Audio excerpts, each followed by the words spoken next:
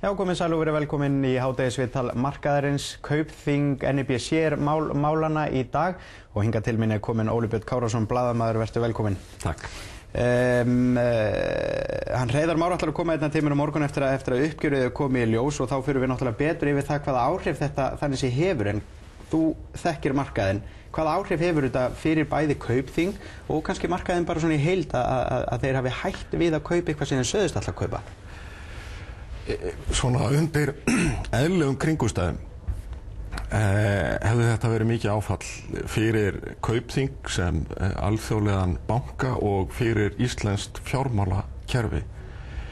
Hins vegar vegna aðstæðna og ástæðan fyrir því hvernig af hverju hættir við, að þá hygg ég nú að þetta hafi eins og rauninni virðist vera svona fyrstu klukkutímana minnst áhusti, hafi þetta jákvæð áhrif á Kaupþing, á Exista sem kjölfestu fjárfestirinn í Kaupþing og í rauninni á alla íslensku bankana. Já.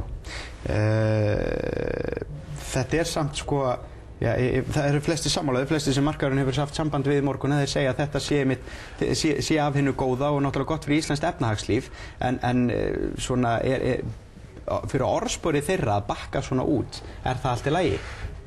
Já, sko, nú veit maður ekki hvað gerist, en við þurfum auðvitað og svona alþjóðlegar fjármálastofnanir líta auðvitað til þess undir hvaða kringumstæðum þetta gerist. Hinn mikli órói sem hefur verið á fjármálamörkuðum auðvitað skýrir út af hverju kaupþingsmenn og eigendur NIBC telja þetta skynsamlegustu niðurstöðuna. Og þar af leiðandi ætti þetta ekki að verða minnst ákveðst lengri tíma litið áfall fyrir Kaupþing eða valda Kaupþingi álitshnekkji. Það sem hins vegar fjármála fyrirtæki eins og Kaupþing og íslensku bankarnir eins og í rauninni öll fjármálafyrirtæki þola illa óvissa. Og þessi óvissa sem hefur verið undanfarna vikur og í rauninni mánuði í kringum yfirtökun á hollenska bankanum hefur auðvitað valdið Kaupþingi og öðrum íslenskum fjármálafyrirtækjum töluverðum vandræðum. Við sjáum það í mjög háu, óeðlilega háu álagi, skuldaálagi bankana og sérstaklega Kaupþing sem núna að hríðfalla og mun líklegast falla enn meira á næstu dögum. Það hefur jákvæð áhrif síðan á afkomu þessara fyrirtækja. Já. Sko, nú segja þeir einmitt að Kaupþing að fjármálaeftirlitið hafi ekkert komið að þessara ákvörðun. Ýmsir veltaði þó fyrir sig hvort að þeir hafi komist að þessari niðurstöðu sameiginlega. Það líklegt? Já, það alveg ljóst að Kaupþing tekur ekki þá ákvörðun að hverfa frá kaupunum öðruvísi en að láta fjármálaeftirlitið vita, enda held ég að þeir hafa nú gefið það út að þeir hafi gert þetta í samráði við fjármálaeftirliti. Hins vegar getur fjármálaeftirliti ekki tekið þátt í ákvörðunum af þessu tagi, en hvort að fjármálaeftirliti ætlaði síðan sér að samþykkja eða ekki þessa yfirtöku, ég hef ekki hugmyndu það frekar en þú og sjálfst vitum við það aldrei. Nei, nákvæmlega. Hvers vegna heldur að það hafi tekið svona óbærslega langan tíma fyrir þá að þannig sé að komast að þessari niðurstöðu? Voru menn alltaf að bíða eftir að markaður myndi rétta við sér? Já, ég held að samkomulagið yfirtökunni gert í ágúst.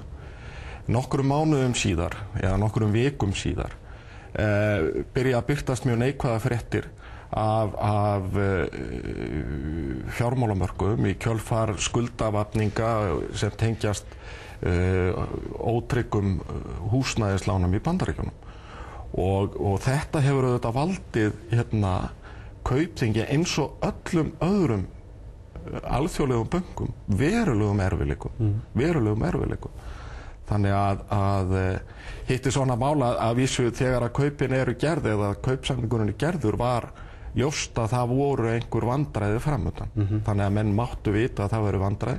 Þau urðu hins vegar miklu meiri heldur en menn nokkuð tíma gerður ráð fyrir. Já, eins og Hreiðar Már sagði sjálfur. Já, og þetta eru þetta mikil vonbrigði held ég fyrir Kaupþing, fyrir helstu hluthafa Kaupþings og fyrir stjórnendur Kaupþings, fyrir Sigurð Einarsson og Hreiðar Má. Það er alveg ljóst. Ég hins vegar nokkuð sannfærður það að þegar að svona óróinn að baki í fjármálaheiminum sem mun taka örugglega einhverjar vikur eða jafnvel mánuði, þá nú eitthvað sem segir mér að Kaupþingsmenn og J.C. Flowers, aðaleigandi hollenska bankans, munu nú taka minnst á kosti saman smá fundi við kaffibolla og athuga hvort að það sé ekki skynsamlegt að taka upp þráðina nýju og enda eru menn búnir að vinna heima það liggur allt fyrir með þekkja hvern annan það verið gríðarlega gott fyrir svona íslenskan hlutabréfamarkað sem nú ekki sá sterkast í heimi að fá hér alvöru erlendan fjárfesti eins og J.C. Flowers inn sem leiðandi fjárfestir í fyrirtæki eins og Kaupþing. Já, það virðist allavega að vera að menn sé að gera þetta í miklum vinskap því að sko í tilkynningu frá NBC kemur að segja að þetta sé skynsamlegt. Já, og þá getur þú velt fyrir þér hvort að menn hafi ekki einmitt svona gera þetta með í jafn miklu vinfengi og raunber vitni. Einmitt vegna þess að menn sjá að það getur verið skynsamlegt einhver tíman í náinni framtíð þegar óróin að baki að taka upp þráðina ný. Já, hefði ekki einmitt, ég spurði mig Hreiðar aðeins áðan hvort þeir þyrftu að borga einhverja skaðabætur og hann sagði nei. Þeir vissulega gætu það væri einhver óvinskapur þarna á milli þá gætu þeir farið fram á það því að þetta var næstuð í höfn. Jú, en á móti kemur hins vegar að hlutir kaupverðsins áttu auðvitað að greiðast með hlutabréfum í Kaupþingi og svo vidare þannig að það eru auðvitað ef að J.C. Flowers metur það að það hafi þjóna ekki þeirra hagsmunum að gera það þá komast menn að þessari niðurstöðu. Svo vitum við ekki hvaða ákvæði voru í kaupsamningnum. Nei, tíðin að vera með. Hvort að það hafi verið einhver slík ákvæði. Já. En það hlýtur að vera ofsalega gott fyrir markaðinn hérna á Íslandi af því að Kaupþing náttúrulega langstærsta fyrirtæki í Kauphöll Íslands. Nú óvissan að baki. Þetta hljóti að vera jákvæðar fréttir fyrir markaðinn enda hækkar hann í dag. Já, og þetta er ekki bara jákvæðar fréttir fyrir Kaupþing í sjálfu sér þó að vonbrigðin séu greinilega mikil. Heldur þetta jákvæðar fréttir, mjög jákvæðar fréttir fyrir Exista. Og vegna þeirra vegna þess að það hefur verið svona smá óvissa í kringum Exista kannski fyrst og fremst vegna svona fréttaflutning sem að hefur kannski ekki verið alltaf sanngjarn í garð þess fyrirtækis. Nú þeirri óvissu aflétt, minnst ákosti. Og það sem auðvitað gerist líka að lausafjárstaða Kaupþings auðvitað vegna þessa auðvitað gríðarlega sterk og ég hygg nú að það séu fáir norræni bankar með hlutfallslega betri lausafjárstöðu heldur en Kaupþing með akkúrat í dag. Já.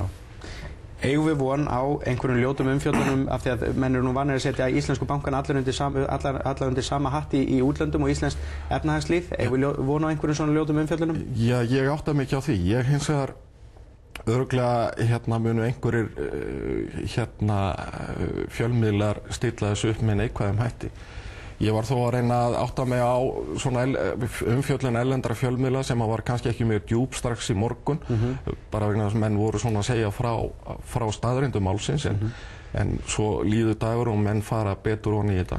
En ég sé nú ekki betur heldur en svona helstu fjölmiðlar sem að skipta einhverju máli eins og Bloomberg og Financial Times, Wall Street Journal og svo framvegis séu nú að segja frá þessu á frekar jákvæðum nótum heldur en hitt. Já, það er gott að heyra. Óli Björn, takk hérlega fyrir komuna. Takk. Eins og ég segi, við verðum með Hreiðar Má Sigurðsson í hádegisviðtali okkar á morgun og síðan það Lýður Guðmundsson í Exista sem verður hjá okkur á föstudaginn. Fylgjast með.